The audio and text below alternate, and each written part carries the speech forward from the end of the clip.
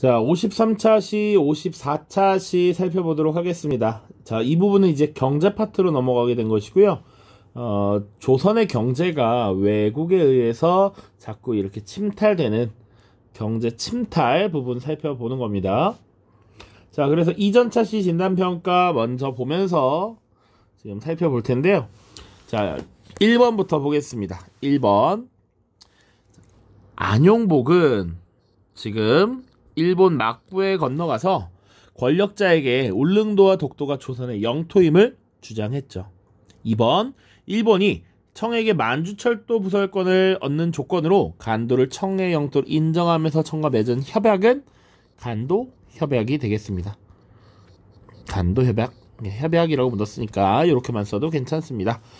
자, 이제 우리나라의 경제가 어떻게 침탈되었는지 그 양상을 한번 보는 겁니다. 개념 정리 1번. 개항과 일본 상인의 무역부터 보도록 하죠.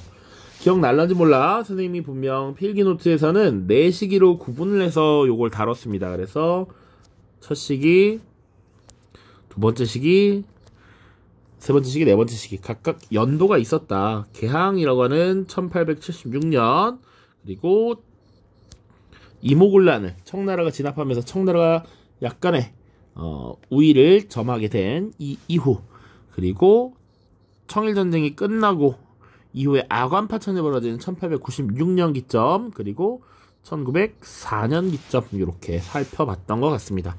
요게 지금 1번 내용, 요게 2번 내용, 요게 3번 내용, 그리고 요것이 4번 내용이 되겠죠. 자, 요렇게 보면 되는 겁니다. 알겠죠? 자, 개항과 일본 상인의 무역 1번 돼 있고요. 괄호 1번입니다. 개항 초기 일본 상인의 무역 형태가 어떻게 됐느냐. 지금 개항이라고 하면서 강화도 조약뿐만 아니라 그 외에 부속 조약을 2가지 체결했습니다. 자, 이를 통해서 일본 상인들이 개항장이라고 하는 곳에서 거주하면서 조선에서 교역을 하기 시작했죠. 자, 그래서 이 개항장을 벗어나지 못하는 외국 상인의 물건을 사서 내륙으로 전달하는 개항장 객주 세력이 등장했습니다. 자, 설명이 나와 있죠. 개항장 10리 이내로 활동을 제한하였고, 개항장이 외국 상인과 내륙의 상인들을 중개하는 개항장 객주가 등장했다라는 겁니다. 자, 2번. 일본 상인은 무역상이 어떤 특혜를 가졌느냐. 지금 요 3개의 조약을 체결하면서 무역을 할 수 있는 권리를 얻었다. 그 중에서 자유롭게 무역을 할 수 있도록 영사재판권이라고 하는 것 주어졌고요. 일본 화폐 사용이 가능했고요. 일본 정부 소속의 선박은 항세를 면제받았고, 이후에는 무관세 무역까지 얻어냈습니다. 이 3개의 조약에서 이런 것들이 담겨 있었다라는 것이죠. 이거 강화도 조약, 요거 조규 부록, 요거 무역 규칙이었죠. 관세 조약도 여기 무역 규칙의 내용이 되겠습니다. 자, 이렇게 강화도 조약 체결 이후에 일본 상인이 무역을 전개하면서 어떤 결과를 나타냈는가? 자, 특히 선생님이 서술형에서도 이야기를 했지만 일본인에 의한 곡물 유출이 많았다라고 했습니다. 그러다 보니 국내 곡물 가격이 급등했다라고 하는 것, 요거 중요하죠. 요것도 그냥 형광펜으로 칠할게요. 자, 그리고 전통적 면방직 수공업이 타격을 받았다라는 거. 왜? 일본 상인들은 당시에 주로 산업혁명이 빠르게 진행돼서 고퀄리티이자 저렴한 가격을 선보였던 영국산 면직물을 가져와서 조선의 쌀과 같은 곡식과 바꿔갔다는 얘기죠. 면직물을 수출하고 쌀을 수입해 갔던 것이 일본 입장이었다. 그래서 우리나라에 미친 영향 이 2가지는 잘 기억을 하고 계셔라. 여기 밑에 여기 나와 있죠. 자, 그럼 이제 2번 시기 보겠습니다. 청나라와 일본 사이의 상권 침탈. 자, 청나라 상인의 내집 통상권 획득이라는 주제가 나와 있죠. 이모군란 이후 조, 청, 상민, 수륙, 무역 장정을 체결하면서 청나라 상인의 내지 통상권이 인정되었죠. 그래서 양화진과 한성의 점포를 개설할 수 있게 되었고요. 정치적인 영향력, 자금력을 바탕으로 조선의 상권을 침탈해 나갔다. 그리고 내지 통상권을 획득했다라고 하는 것, 그러면 기존에 외국 상인과 조선 상인을 중개하던 누가 몰락했다? 개항장, 객주가 몰락했다라고 하는 것. 자, 그리고 동시에 일본 상인도 사실은 세력이 강화됩니다. 곡물 수입 여전히 많이 했고요. 이제 산업혁명이 어느 정도 성공해서 기계 설비가 완비된 일본이 직접 생산한 면직물을 판매했습니다. 3번 영월강의 이권 침탈이야. 요것은 3번식이죠. 1896년 이후입니다. 아관 파천 이후 최국대우 조항으로 열강의 이권 침탈이 심화되었다. 자, 아관 파천 러시아 공사관에 피신을 했고요. 러시아에게 이권을 줘도 당시 미국이라든지 일본 등등의 이런 이권들을 주었다라는 겁니다.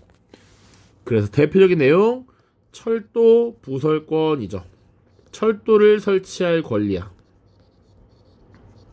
자, 권리는 경인선은 미국에게, 경의선은 프랑스에게, 경부선은 일본에게 부설할 권리를 주었는데 실제 부설은 결국 다 일본이 합니다.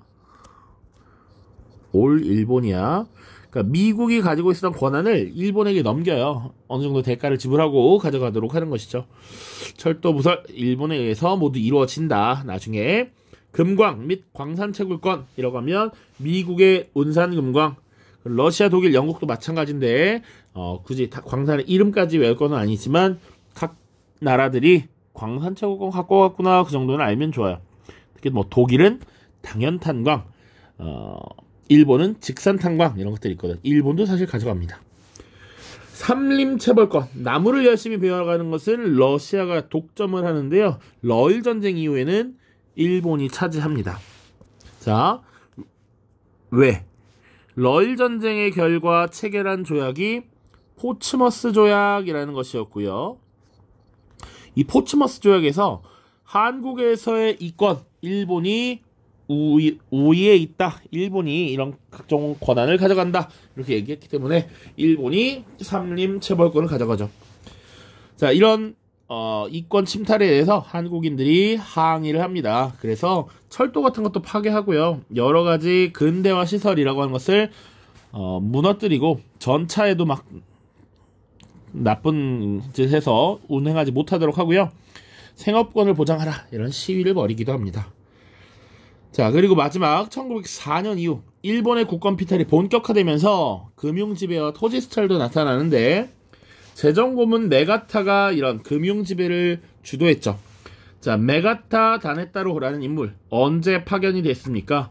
1904년에 제1차 한일협약에 의해서 지금 파견된 인물이죠.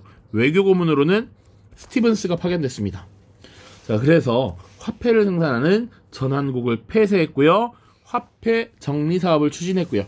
일본의 제1은행이라는 메인은행이 있었는데 이 제1은행의 조선 지점을 당시 대한제국의 중앙은행으로 삼습니다.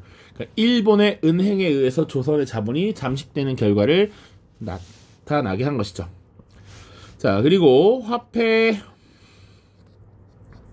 정리 사업이라고 하는 것이 또 중요하게 다뤄지죠. 자, 당시에 명부는 그랬어. 백동화를 너무 남발해놔서 지금 화폐가 유통되는 것이 문제가 있다라는 거야.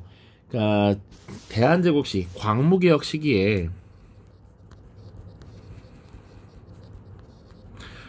이 전환국을 황제 직속으로 하고 백동화를 발행했다라고 했죠. 그런데 이때 남발되었다라고 지금 명분을 삼았고요. 그래서 이 백동화와 기존에 사용하던 상평통보 같은 엽전 등을 일본으로 일본 화폐로 교환을 하게 한 것이죠. 이 교환 과정에서 백동화에 대한 평가를 절하하고요. 교환을 거부하는 모습이 나타납니다. 시중 화폐량은 급감하고요. 화폐 가치가 오히려 떨어지게 되고 한국 상인과 은행이 많이 파산하거나 사업을 하는 사람들은 거액의 부채가 발생이 되겠죠. 내가 기존에 이 백동화를 정말 많이 가지고 있어. 근데 그것에 대한 평가가 제대로 되지 않고요. 새로 바뀐 화폐로 교환을 해주기를 거부해. 그러면 사실 이 백동화나 여러 돈들은 이쁜 쓰레기가 되는 거지. 그렇기 때문에 한국 상인들과 은행이 파산되고요. 부채가 발생하기도 합니다. 그러니까 돈을 빌려서 사업을 했던 사람들은 현재 가지고 있는 화폐를 가지고 뭔가 대출을 갚는다 이런 거 어려움이 있었다는 것이지. 자, 토지 스타일 보시면 1880년대 일본인들이 고리대금의 방법으로 대규모 토지 매입을 했습니다. 그러니까 원래는 개항 초기에는 이 외국인들에게 토지 전반적으로 토지가 되겠죠. 땅이나 가끔 이권 이런 것들을 넘기지 마라 라고 법을 해놨었지만 이렇게 돈을 빌려주고 나서 갚지 못하면 어쩔 수 없는 것이지. 이때 대규모 토지를 매입하는 경우가 있었고요.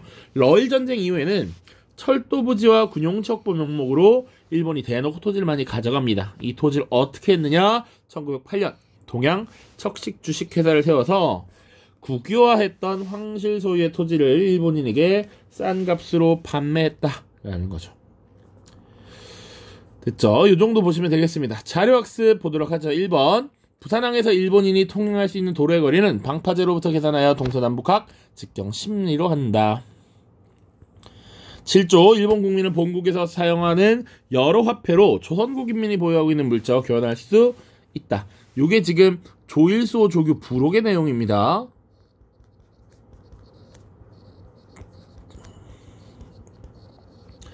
밑에 설명 보시면 강화도 조약의 부속 조약인 조일소 조규 부록에서 일본 상인의 활동 범위를 개항장 10리 이내로 제한하여 개항장 무역이 이루어지게 되었다. 이렇게 얘기를 해도 되고요. 혹은 이 개항장 10리가 사실은 일본 상인들이 생활할 수 있는 범위지 이 범위를 거류지라고 합니다. 그래서 거류지에서 행해지는 무역이라고 해도 무방해요. 자, 그래서 여기 개항장 중심의 무역 혹은 거류지 중심의 무역이라고 해도 다 맞습니다. 자, 자료학습 2번. 다음 자료를 보고 화폐 정리 사업의 추진 결과를 정리해보자.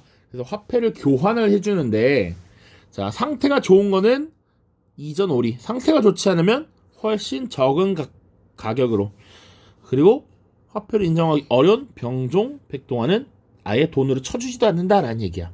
근데 이런 평가 기준, 이걸 교환해주는 기준은 되게 주관적일 수 있다라는 것이죠. 그래서 기존의 자산을 갖고 있었던 자산가들이 몰락하는 배경이 됐습니다. 1905년 화폐 정리 사업을 추진했고요. 기존에 사용하던 백동화라고 하는 화폐, 그리고 엽전, 상평통보 같은 것들 일본 제1은행에서 발행하는 새 화폐로 바꾸었고요. 그래서 시중에 유통되는 화폐량이 줄었고 한국 상인과 자본가는 재산 피해를 입게 되었습니다. 됐죠? 53, 54차시 이렇게 정리해봤고요. 다음 55차시.